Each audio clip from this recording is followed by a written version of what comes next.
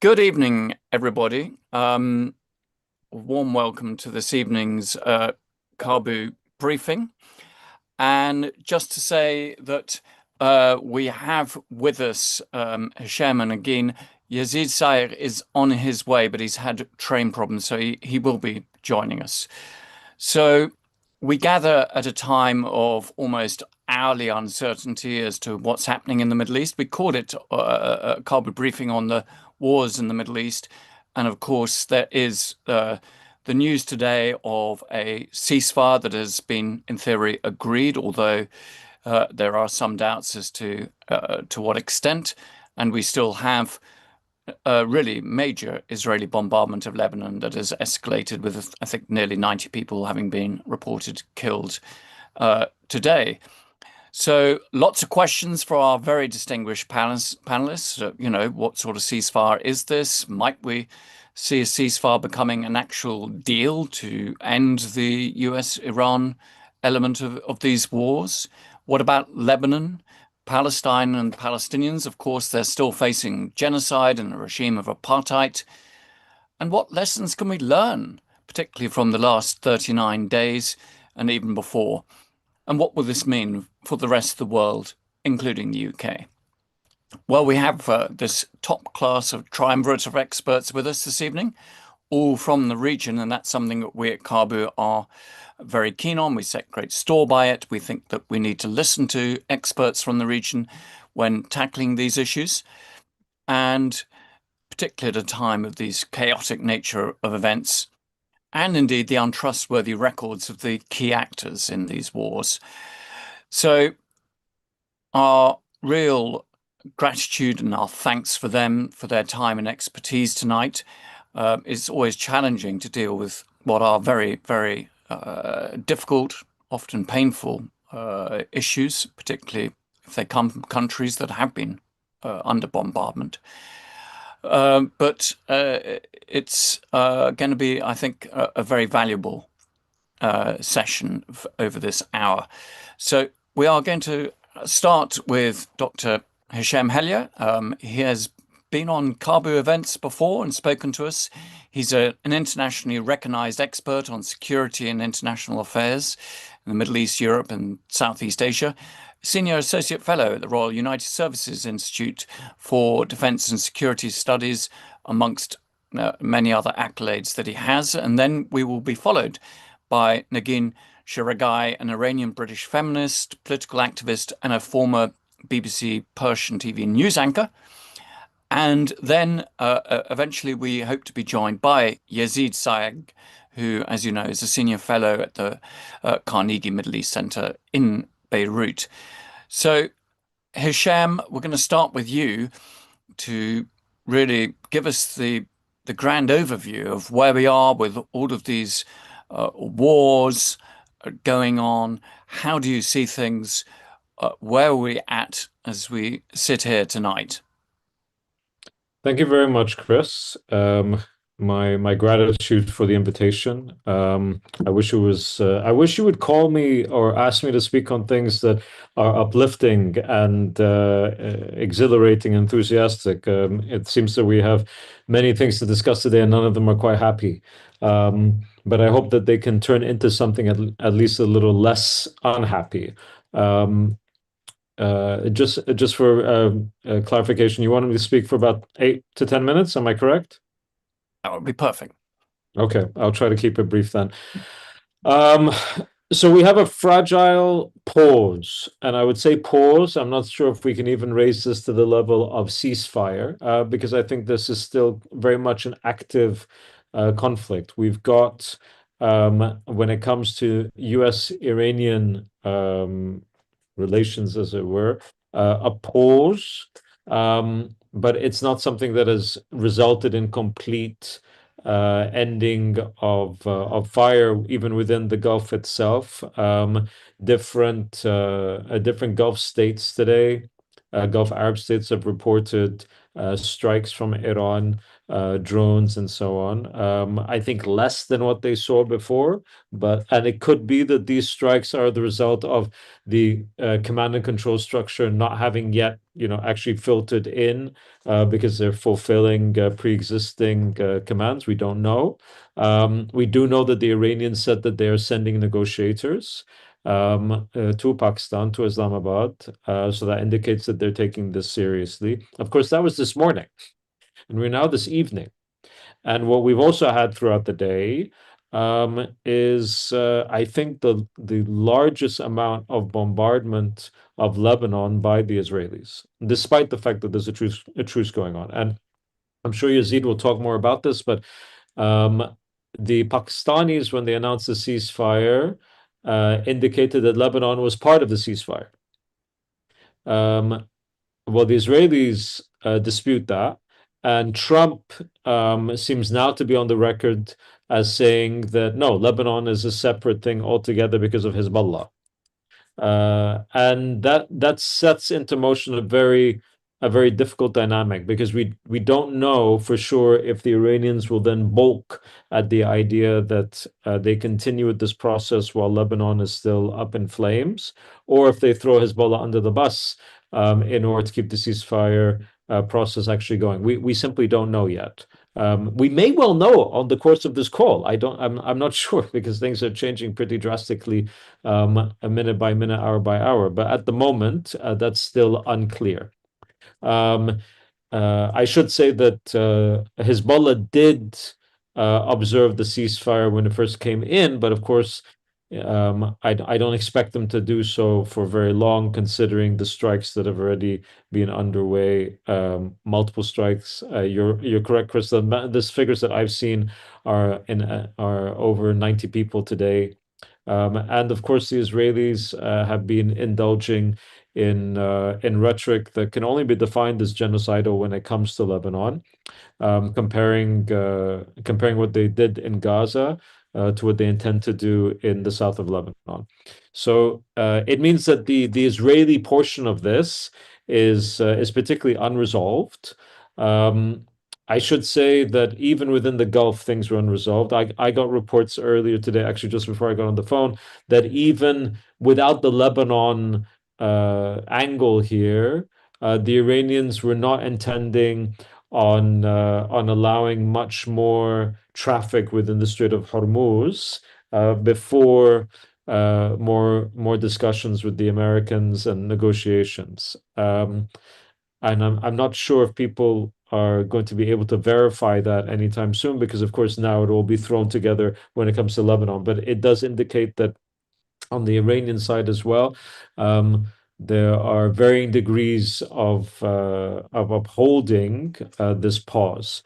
I should also say that when it comes to the Israeli element here, I want to make something very clear, because I think people sometimes get this wrong. Netanyahu would not be able to do anything within this arena at all unless he got sign-off from the Trump administration. And indeed, there was a report that came out earlier today that indicated that Netanyahu did ask Trump about Lebanon and said that he wanted to keep going in Lebanon, and Trump did not stop him. Trump continues to have, just as every American president has, tremendous leverage over the Israelis, and has decided not to use it. I want to say a couple more things before I hand over. One relates to Gulf security dynamics more generally. I think that at some point this war is going to end. When it does, it's going to leave the Gulf in a very awkward position, because their calculations around their own security architecture vis-a-vis the American, not umbrella, but there was a sense in the Gulf that they could rely on the US to come to their aid and also to protect their security. Whereas what happened instead is that the United States centered their own desires and the desires of the Israelis over any security consideration of any Gulf Arab country. I don't think the Gulf is going to forget that anytime soon. They also did it in conjunction with the Israelis, which I think is even more inflammatory when it comes to pretty much every Gulf capital as well. So I think that system around security architecture is going to be problematic for them. At the same time, I don't expect the Gulf to distance themselves from the US. I think that they will try to diversify, but not distance. One of the reasons why the death toll in the Gulf on the Gulf Arab side has been so low is because there has been such a tremendous amount of technology intercepting drones and missiles. I do think that they're going to find it very difficult to imagine a sustainable future if the Strait of Hormuz is not returned to complete international maritime control, i.e., freedom of movement. But we'll see what happens there. And the final thing that I wanted to say, and there's so much more to say, right? There's Iraq, there's Syria, there's Palestine. But one thing that I think should also be on people's minds.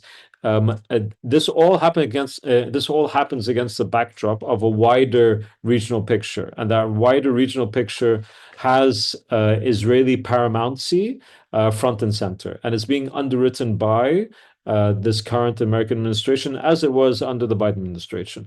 I think this is all going to raise a lot of questions within countries like Turkey, but also throughout the Gulf, trying to figure out what do they do for the future, where a war like this could take place that was so incredibly destabilizing for the Gulf, for the wider region, and for the international community, and happened, I won't say solely because I don't think that's correct. I think that Trump bears the greatest responsibility for this war, but happened because, at least in part, the Israelis wanted it to happen and managed to convince Donald Trump that it was something that ought to be done.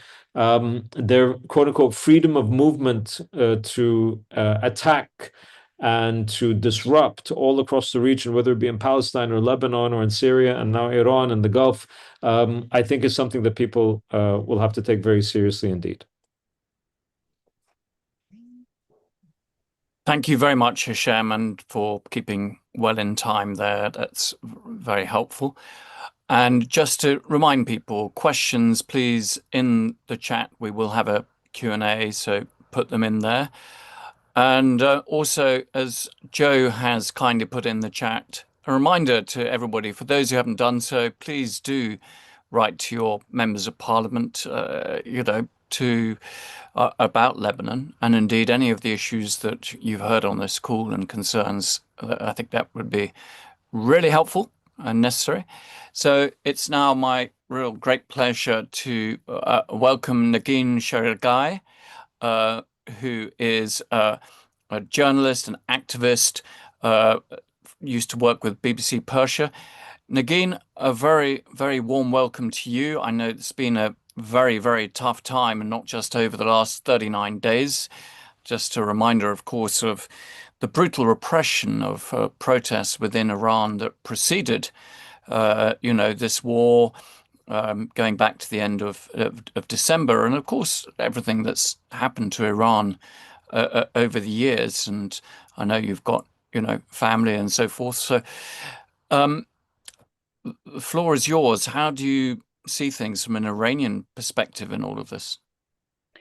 I think now I have to thank you so much for having me here, Chris. I have to differentiate, and this is a sad thing, because at the moment we have to differentiate between different parts of the Iranian society. We have to differentiate between the Iranians who are pro-monarchists, that were shouting for Trump and thanking Trump to attack Iran, and supporting Netanyahu's warmongering narratives and what he was putting out there. We have the pro-Islamic Republic part of Iran. I am coming from this majority of Iranians who wouldn't fit into these two buckets, that would be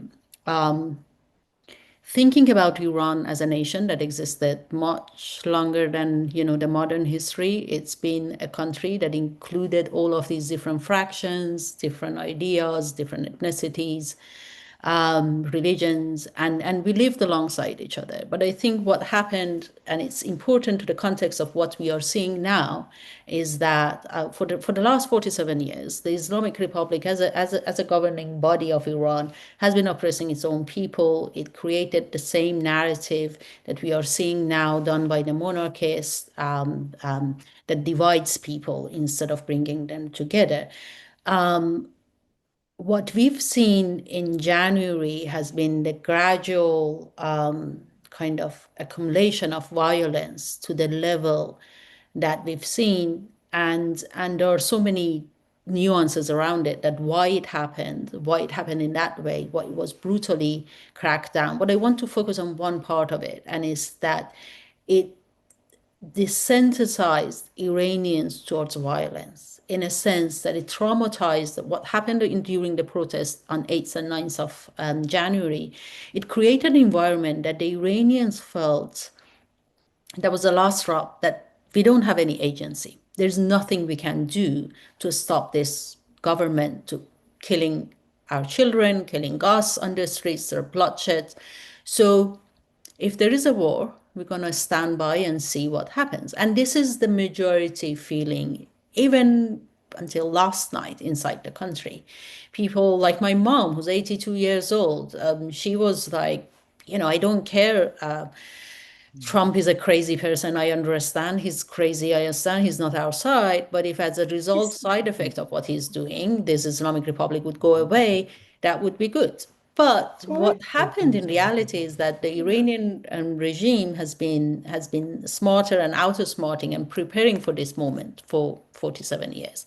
We know, and this is not a new thing. I've seen a lot of people are talking about, since the 12 Days War, the Iranian regime decentralized itself. The decentralization of the system started much before that. It started with going around the sanctions. In the last 20 years, it evolved massively, and it got to the point that by the time that the 12 Days War started, their thinking was already in place, their plans were already in place, but it wasn't fine-tuned for what the war brought to their mind. So now it's fine-tuned to the level that destruction of this network state is impossible. Because they divided the command system to 31 regions. Now you have this new generation of commanders who are they call themselves the third generation. They're much more hardliner in their narratives. They don't believe in any kind of deal. Trump's talking about making a ceasefire, we're negotiating. The narrative you hear from that side is that we won the war and we brought him to his knees, and now he has to make a deal with us. And the demands they put on the table are the 10 amendments that they're asking for are quite, strong hand. And they do have the strong hand because they managed to do the impossible, which is basically affecting the world economy in a short amount of time without that much of expenses in terms of military expenses and spending loads of money on missiles and airplanes. But then we shouldn't forget that this is happening at the time, no matter what the deal would look like at the end of this. I think this is a situation that Trump is going on a negotiation table with a group that believes they won the war, they have the upper hand, and now they have to bring him down to his knees. And this is going to be a really tough positioning for Trump to keep his face safe and be able to say he won. We had this brief conversation with Chris. But also, I think it puts the international community in a really dire situation of now you have this government who believes, and it's the expansionist ideology. When you listen to what these people are saying about how they envision the future of Iran, it's the same as the Israeli expansionists, and they see the threat of expansion of Israel. So these two are going to clash with each other at some point. So in the future, no matter of what's happening now on the table, we will come to a point that we have to face that. But meanwhile, also, how would they control the flow of goods through the Strait of Hormuz? It's impossible unless Iran agrees fully to allow them. And then you would have, they already had a taste of it. You would have this government who thinks we have the upper hand. If someone is disagreeing with us, we're not going to allow their ships to go through. And this has been, this government has been kidnapping people, right? Taking hostages of foreign people who are traveling to the country. I cannot imagine a scenario that there is a civil agreement between this more hardliner part of the government to sit down and say, we're not going to take this leverage and put pressure on the international community. They're gonna milk this cow until the end of it. So then what is the role of international community, the Gulf regions, the countries in the region? I think there is a need for a new moral leadership against what Trump is doing and Netanyahu is doing, and also Islamic Republic is doing in the international community to try to find a way through this. I don't know how it would look like. Would it be diplomatic?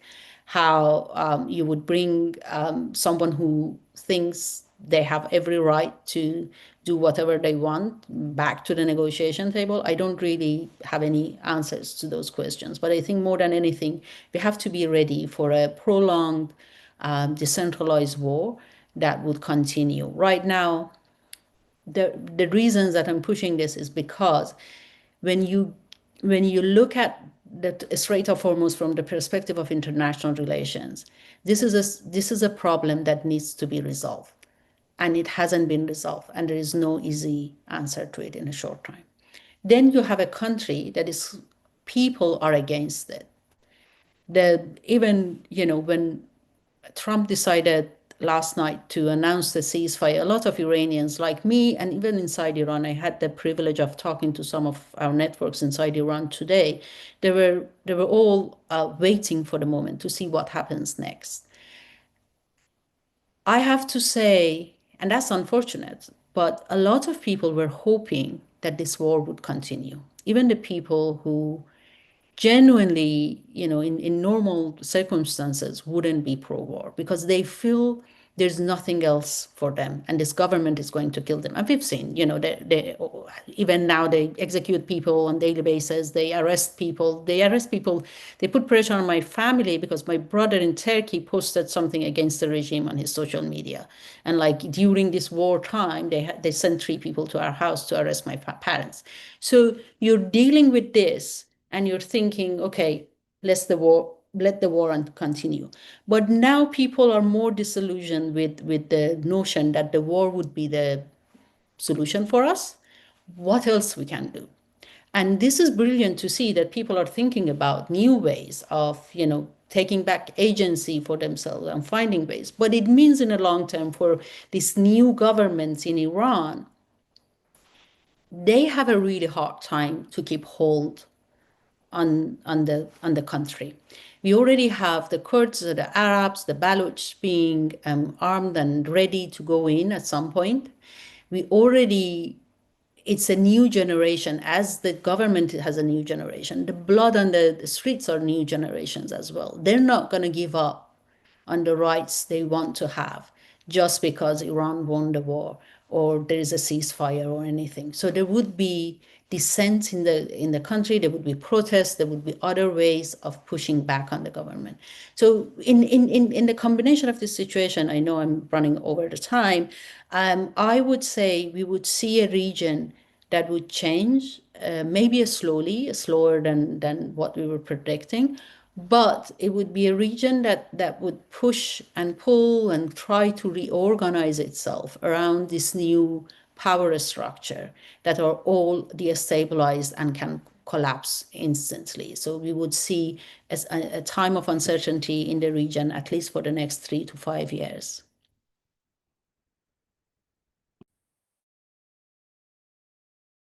Thank you very much, Negin. I'm going to ask you a question, but I'm also going to just prepare one for Hisham. If Hisham, you start considering actually to answer that new moral leadership, what role does Europe would have in that, and in particular the UK? But Negin, I just wanted to ask you, perhaps, because I feel this is something the media coverage hasn't been able to transmit, maybe because there aren't the journalists there or whatever, to give a sense of how you understand in your conversations with Iranians what the last 39 days has really been like for them in the living. The internet is cut off and everything else like that.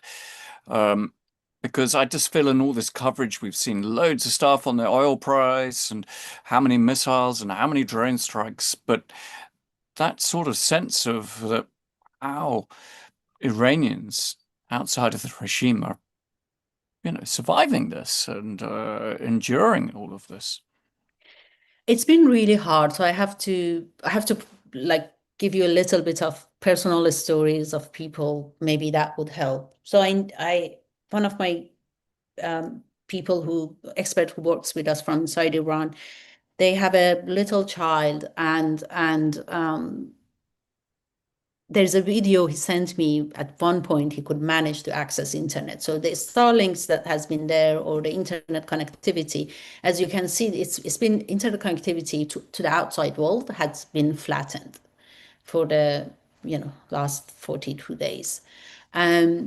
There are people who are privileged to get access. So the government gave you token to have access to the internet. But there's a video that this friend sent me, and the child is sitting in the middle of a bath, and then he's surrounded with this dust and crumbles of stones on the floor, and he's looking at this iPad. And I know that family wouldn't give iPad to the child. Like, they didn't want him to be like addicted to the screen. But he sent me a voice and said, like, this is, we couldn't calm him down. This is our way of calming him down. They've been living under the bombing and shelling constantly for the last 1 year, one month. And then at the same time, at nights, you hear these crazy shouting bullies coming to the streets and saying, Ya Haider, Ya Haider, Ya Haider, which is this kind of a slogan that the pro-Islamists are using. And creating, so all the squares, streets, it's an organized protest by the Islamic Republic to create fear in people's house. Because at the beginning, people would go to their rooftops or their windows and shouting against the regime. They wanted to dampen that. Then at the same time, you don't have a job, because the contracts, a lot of people got out of the job because the contracts in Iran, they end by the end of the Iranian year, which ends in 20th of March of each year. And now and there was 2 weeks of holidays. Now people are coming out without jobs, because there's no industry, the economy is down. Service industry, which is like 1/4 to 1/3 of the Iranian economy, is completely shut down. You don't have internet. A lot of women were relying on Instagram because they had businesses on Instagram. All of it is shut down. There is no food shortage at the moment, but there is no money to buy the food. So how can you survive this? And then you're constantly thinking about, would my house be targeted next? But then even if and this is something I've heard it so many times, that people would say, even if that happens, that's okay if the Islamic Republic go, because that trauma is still that alive and you're living with it on a daily basis. I don't know how to describe it. It's an impossible situation for people on a daily basis.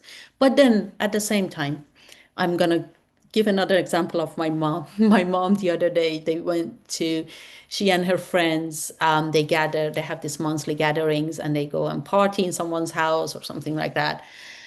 And she called me in the morning and said, oh, we're going tonight to this city nearby, but my friends are worried because they bombed it last night. And I'm like, they bombed it last night.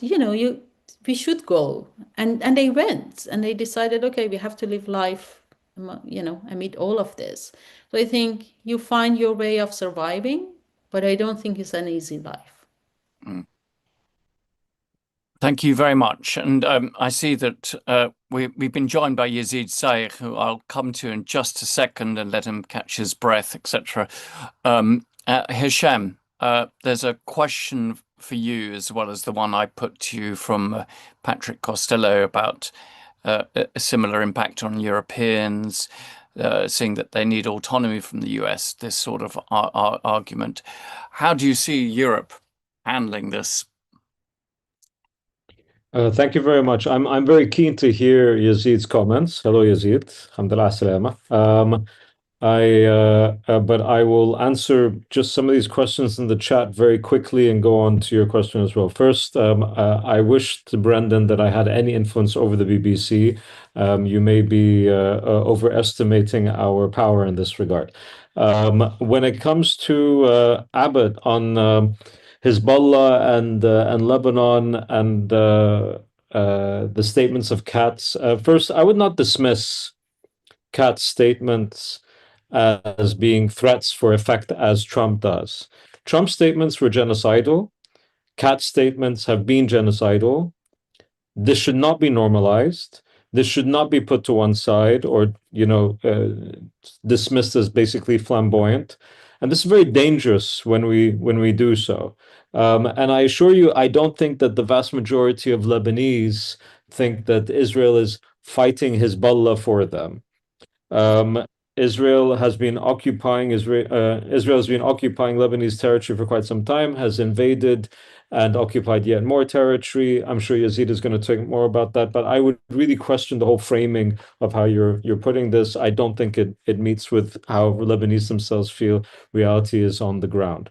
When it comes to your question, Chris, and I think this is also tied into Patrick's question, when it comes to the Gulf, and frankly, the wider Arab region, there is a sense that regional security architecture that depends on American underwriting simply isn't going to cut it.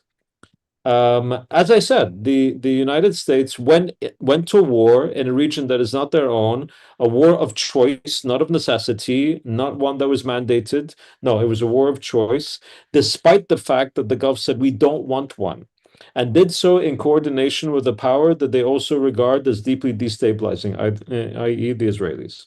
So I don't think they see this as a great way moving forward, and they haven't seen it as such for quite some time.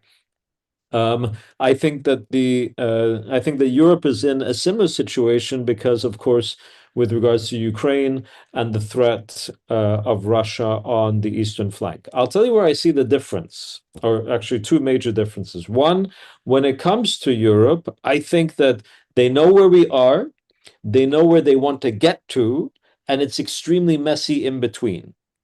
Okay? And I say messy because you have things like, European politicians saying, yeah, Trump is our daddy, okay? And, fawning over him because they're worried about losing him, right? But they know where they are and they know where they want to get to. And they've taken steps to try to address this in terms of defense spending and plans going forward. You can argue that they're not enough. You could argue that they're flawed, but they actually have these things in place and are having these discussions very seriously. And you can see how these might work out. I don't see this when it comes to the GCC. I don't see this when it comes to the wider Arab world or the wider Middle East. I see stage one, where they recognize this is not a good situation, it's not a sustainable situation, we need something better. But there's nothing here. There's no final vision at all. Within the Gulf itself, there are very differing points of view between Gulf states about what to do in the future, let alone when you talk about much wider than that. And in this regard, you asked about, moral leadership from the UK, or the moral imperative for the UK. Frankly, the UK, I think, would be best served by recognizing that it has obligations under international law, should not try to get away from those, and be very clear when it comes to those obligations in terms of how they engage with their partners, their allies, and even people or even states that they think ought not to be their allies anymore. It's frankly not been very edifying to see how the UK has engaged in this regard over the last few years. I will say that there is a genuine sense within the British government of being caught between a rock and a hard place when it comes to this, because, of course, historically, they felt that they could be on the side of the rules-based order underpinned by international law, and also be able to say that they enjoyed the special relationship with the United States. What happens when that special relationship is with a power that actually does not take seriously the rules-based order at all? That's the quandary that they're in right now, and I think they recognize they're in that quandary. I don't think that they've figured out what to do about it. And with that, I'll stop because I'm also really interested to hear Yezid's comments. But I thank you for the questions. Thanks, Hashem. And it's a real pleasure to welcome Yezid Sayigh, who is joining us. He's had transport challenges. And Yezid, as you know, he is a senior fellow at the Carnegie Middle East Center in Beirut, but he has had a distinguished academic record at both Oxford and Cambridge, and was also at the International Institute for Strategic Studies. Yezid, thank you very much. Of course, we did not know today was going to be quite such an awful day for Lebanon, but this is what we are all facing. We'd love to hear your perspective on that and how you see things transpiring, and not just for Lebanon, of course, Palestine as well, and Palestinians in all of this. Thank you very much for joining us, and looking forward to your comments. Thanks so much, Chris, and I'm really sorry to have missed the earlier presentations and discussion. I'll jump straight in. I'm going to focus on Lebanon exclusively, and clearly I had to think a lot about the implications of today's devastating strikes by Israel across Lebanon and in the capital, with so far over 250 dead at least, and something like 1,250 injured, and the numbers obviously are set to rise. I think all this has to be understood entirely politically and in the context of what Israeli Prime Minister Benjamin Netanyahu wants, both in the Gulf and in Lebanon and inside Israel in terms of domestic politics. So that's sort of the broad framing I come from. Now, the Gulf ceasefire between the United States and Iran specifically appears to leave Lebanon out, as Netanyahu has claimed.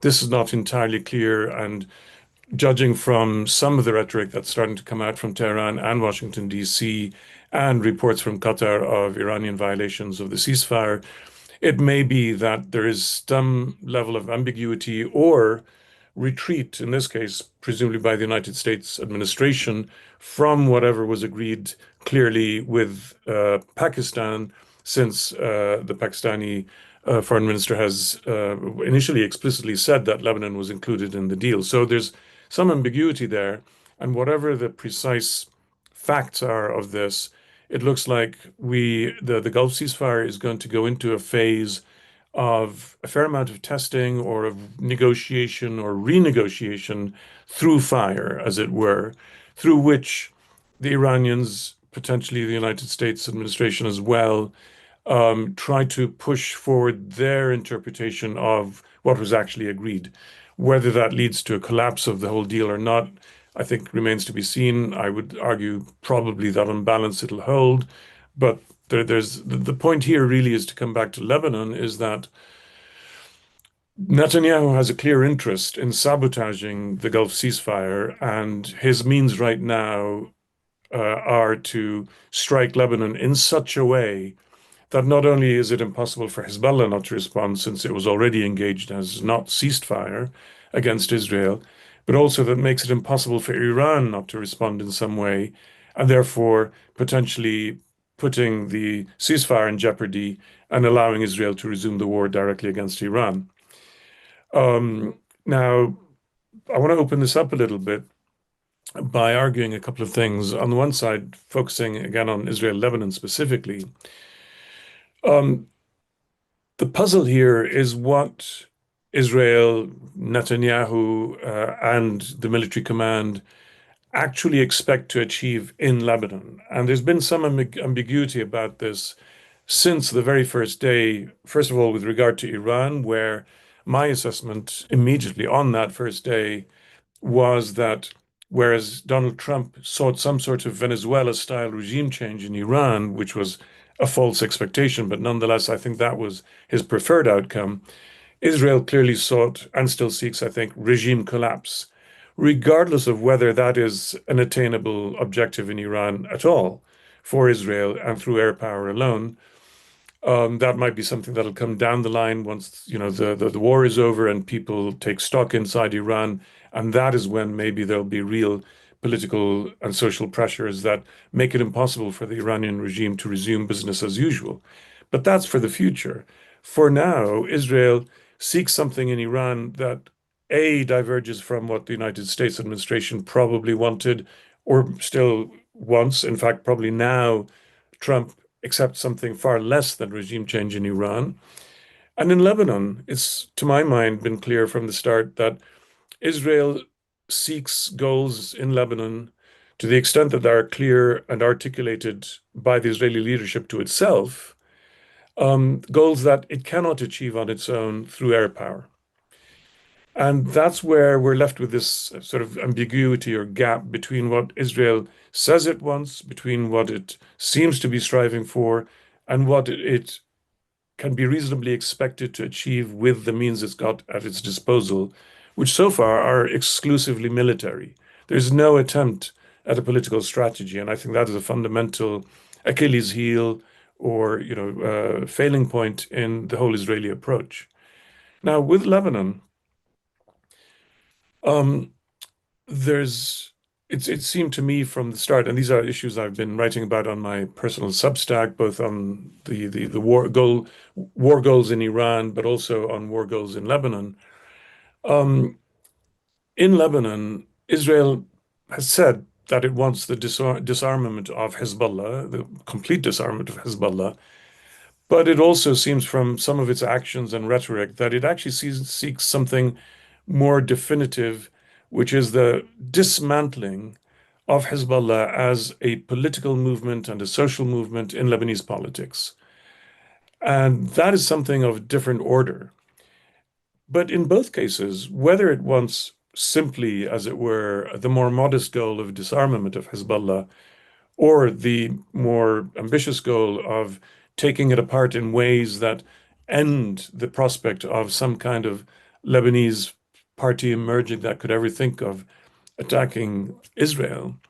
In both cases, doing this through brute force only works if at some point a Lebanese party comes along that is willing to finish the job of disarming or dismantling Hezbollah, not because they are vassals of Israel, but as the Lebanese government has already done, it's taken the first steps of declaring Hezbollah's military activities illegal and banning its weapons, and ordered the Lebanese army to start collecting them and so on. Now, the Lebanese government and army have very little ability to implement any of this. And they're also very worried about starting civil strife or a split and defections within the Lebanese army itself. And what we're left with then is Israel trying primarily, I think, through its military, I'll rephrase that I think that the primary goal and intention of Israeli military behavior in Lebanon is to raise the price to the Lebanese government and army of non-action, to coerce the Lebanese government and army into taking more visibly forceful action against Hezbollah. But given that the Lebanese government and army don't believe that they can do this and are really reluctant to take this on because they feel that the price of taking this on would be, collapse of the Lebanese state or of the Lebanese army or civil strife, we're left with a situation where Israel seeks to coerce a Lebanese partner into completing the job that it can't complete of disarming Hezbollah, which otherwise would require Israel to occupy much larger areas of Lebanon on the ground and go around, dismantling Hezbollah's infrastructure and disarming its members and so on. That is not something Israel is going to undertake. Even the supposed occupation of South Lebanon, which many people anticipated, has not taken place, and it's clear that the Israelis are really cautious about deploying further into Lebanon than a very narrow strip along the border for a variety of reasons. So the Lebanese counterpart is crucial for the Israeli military strategy, but it's not there. And in the meantime, this means massive punishment for the Lebanese as Israel ratchets up the pressure and seeks to gain that elusive leverage over the Lebanese state and army or other Lebanese communities to push them through the level of dissatisfaction and anger at Hezbollah to the point where they'll pick up arms and take on Hezbollah. I don't believe that there is any community in Lebanon today, no matter how they feel about Hezbollah, that is actually able, let alone willing, to pick up arms. Social realities, demographic realities, and so on in Lebanon have changed vastly since the civil war days in the 1970s and 1980s. I don't think that any party outside of the Lebanese government and army has any capacity to start a civil war. So Lebanon basically is victim to this gap between what Israel seeks or claims it seeks and what it can actually bring about through remote power. I'll wrap up here with a couple of thoughts. I mean, there's more obviously we could say about all this, but I think that firstly, that today's strikes on Lebanon aren't part of the sort of normal strategy, the Israeli military strategy against Lebanon that was pursued over the first 5 or 6 weeks of the war. Today was about collapsing the Gulf ceasefire.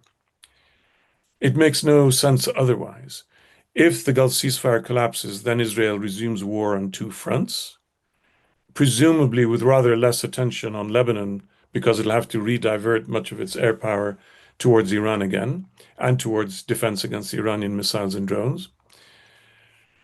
But in the longer term, what's the picture I'm painting is one where time and again in Gaza, from the day after 7 October and onwards, or in southern Syria for that matter, and certainly also today in Lebanon and in Iran, this Israeli government seeks goals that are not, in a sense, clear political outcomes. There is no day after plan. There is no clearly articulated, let alone feasible, political endgame for any of these countries or territories. And in all cases, we have a transformation in Israeli politics that I think is quite foundational in terms of the history of the country from its establishment in 1948 and the internal political settlement upon which it was founded among, the various Zionist parties of the time. That settlement has disappeared. Israel is no longer the Israel of 1948 until, let's say, 1991 or 2001 or 2000 and whatever date we care to give it, or 2023. This is Israel going in a fundamentally different direction, and partly in response to the rise of the far right and Benjamin Netanyahu's own domestic political calculations and considerations, starting with remaining in office and then moving on to outmaneuvering his far right partners while retaining his chances in the general elections that are looming. The outcome of all this is that Israeli politics today are military action. Military action is Israeli politics, not just vis-a-vis neighbors and regional neighbors. But I think that to a very large degree, this has become the medium of politics inside Israel, of Israeli domestic politics. I don't mean that the government wages violence daily against its own citizens. I simply mean that everything is about war. Everything is about the war effort. It's like something out of 1984. East Asia, Eurasia, and Oceania were always at war with one or the other, and the enemy's name would change. Already there's a drumbeat in Israel that Turkey is the next Iran. I think this has become, I don't want to sort of caricaturize this too much, but or nor oversimplify. But I do think that continuation of war has become fundamental to Israel's politics. And in that sense, Lebanon in this case, and of course Iran too, regardless of the other rights and wrongs in their behavior and Hezbollah's behavior. But they are both right now hostage, both to Israel's domestic politics, but ultimately also to American domestic politics and, the vagaries of US President Donald Trump. We're sort of in this situation of watching a bloodbath that will continue until either Iran does respond in ways that finally push Donald Trump to preserve what he claims as a victory in the Gulf with the ceasefire agreement, and to find a fundamental exit from the war, regardless of the realities, or in which Donald Trump doubles down again, pulled back in by Benjamin Netanyahu, and the region continues to suffer the consequences. And we're back to where we were, 36 hours ago. I'd better stop there. Thanks. Thank you. Now, that was an excellent summary. I'm going to ask you the same sort of question I asked Hashem, so just to give you a warning of this about what Europe and Britain might do in all of this. But Negin, you've got a couple of questions on Iran, including about the JCPOA, and I think you also said you got an update on the Strait of Hormuz as well. Yeah, so now we are sure that only 2 ships passed through. There are 2 news agencies inside Iran that are reporting on that, and they said they stopped it because of the war in Lebanon. They're not gonna allow any shipments going through the Hormuz until the war in Lebanon stops. And it's indicating what, the identity of this new regime in Iran is. I call it new regime. It's not this, it's based on this still the same ideology and thinking, but it's a new blood, new generation. And it's actually going back to the ideology that during Khomeini was established, and that's the expansion of the Islamic Republic through other countries, and that friendship with the Lebanese, I think it's quite integrated into the thinkings of this new generation. They're like in their 30s, 40s, and they believe that Iran is strong as long as it's expanding its hands towards the region in far further away from the borders, and making sure that in Lebanon, Iraq, Syria, Iran has a presence.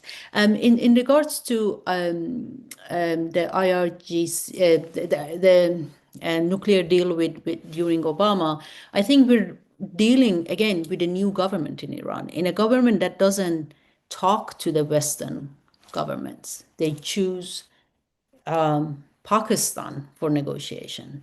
I know the British government tried a lot to do some kind of mediations.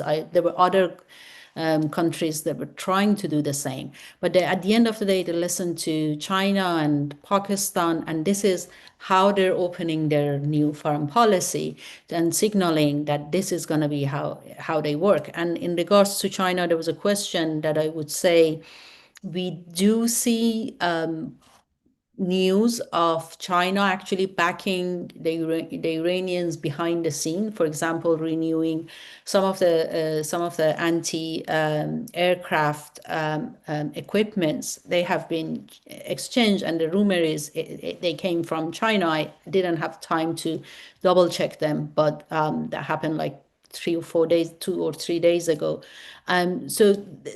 And we were expecting that the Chinese wouldn't, be out there publicly, but definitely they would support the Iranians. That's my 2 cents. Thank you very much, Negin.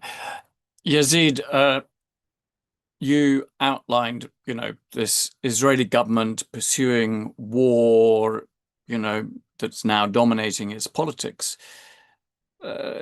We know how the Trump administration tends to deal with Israel, but what should Europe do in all of this? What should Britain be doing in all of this?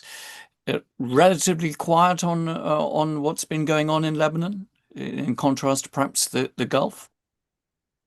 How do you see it? I confess I frankly don't think much about European politics, and I'm sure my 2 fellow panelists might jump in there better than me. Of course, Europe could do more on every level. It's always been able to do more, starting with Palestine, and the list of the things that Europe failed to do, including to implement and uphold previous commitments on Palestine, such as preventing the sale of goods produced in Israeli settlements in the occupied territories in the European Union unless they're clearly marked as coming from the settlements, and so on. But that doesn't mean there's nothing to be done. I think that, well, the Spanish position was, of course, way in advance of the rest of Europe, but it shows what can be done in terms of, declaring the U.S.-Israeli war in Iran as illegal under international law and blocking, any form of military support. The United Kingdom could do more, I believe, to prevent the use of British bases in any form for, not to hide behind the facade of only allowing defensive action on behalf of, allies in the Gulf, when I don't think I mean, we know, for instance, yesterday, bombers left from British bases and they were presumably en route to bomb Iran. Those were not defensive weapon systems. The UK could do quite a bit more, I think, on this. I think that the European Union, collectively or singly, member states should be utilizing the United Nations more effectively, reaching out and finding common ground, maybe with Pakistan, maybe with the Gulf Arab states, maybe even with China and Russia, on at least thinking about future management of the Strait of Hormuz. I mean, let's put out a scenario there. What if Iran does insist on having some sort of what it calls dominion or, right to control and manage transit through the strait? Why isn't there a clear international multilateral approach to governing this international waterway in a way that does, goes some distance towards recognizing both Iranian and Omani rights, if you like, or at least their position on the strait, ties us into a broader security approach. I mean, there's room, I think, for innovative ideas, because otherwise the Europeans and other countries, and in this case even including, I think, China and Russia, which vetoed the Security Council resolution yesterday, they need to do more than block or withhold. This is a good time for innovative ideas, working with, the Arab states of the Gulf to try and come up with how does the Gulf, the Southern Gulf, live in future with an Iran that hit them in this manner as part of its war with the United States and Israel? How to deal with the Strait of Hormuz, how to make sure that the rest of the world doesn't suffer any other time when either the Iranian regime or the American administration or the Israeli government decide to draw the rest of us into this horrendous situation. This is a time when I think there could be that kind of multilateral approach, because if it's not multilateral, I don't think we're going to have, make much headway. And I'd only add maybe that a multilateral approach might revive some modicum of life to what we think of as collective security and collective agency and multilateral institutionalism. If not now, then when? If not now, then maybe, a slide to a pattern of warfare that we saw started by Russia in Ukraine, getting on for over 4 years ago. United States in Iran, Israel all around the region. Where next? India, Pakistan, Afghanistan, Ethiopia, Eritrea, India, China. I mean, these are the prospects we should be worrying about, and it's time to stop the slide. It certainly is, and I see that we've reached our hour is up. It's been such a pleasure to hear from the three of you, and as I said right at the beginning, really appreciate your time, your expertise, particularly in dealing with really, really tough issues that, of war and destruction and everything that we've heard from. Let us hope that the worst case scenarios don't come to pass. Perhaps we may find some countries realizing that war isn't an easy option, and perhaps that it is rather more costly than some imagine. But that's just a faint hope of mine. Maybe that international law, makes a rebirth. Hisham, you've got a...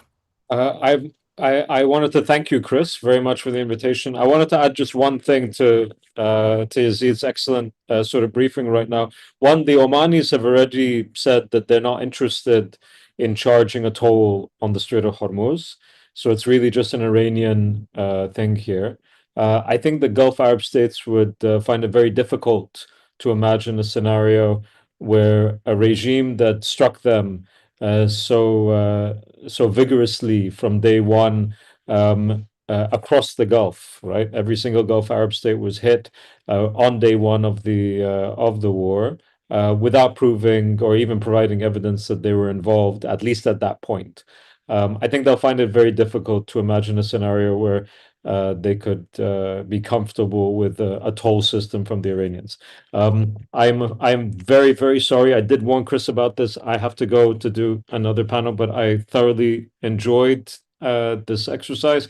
I learned a lot, especially from my two co-panelists, and I look forward to being with you again. Thank you. Thank you very much, Hashem. And as I said, thank you to Yezid, to Negin, to all your questions. I'm sorry I couldn't get everybody in. Those who haven't joined Caabu as a member, please do. All the details are on the website. And as I said earlier, please do write into your members of parliament about all of these issues that you've heard tonight, because we need to keep the pressure up, at least to get the best possible position out of Britain that we can. I do take all the caveats that Yezid has said in terms of what Britain is capable of doing at the moment, but I think certainly working with other powers does matter. So thank you all once again, and we look forward to seeing you again at future meetings and hopefully in brighter times.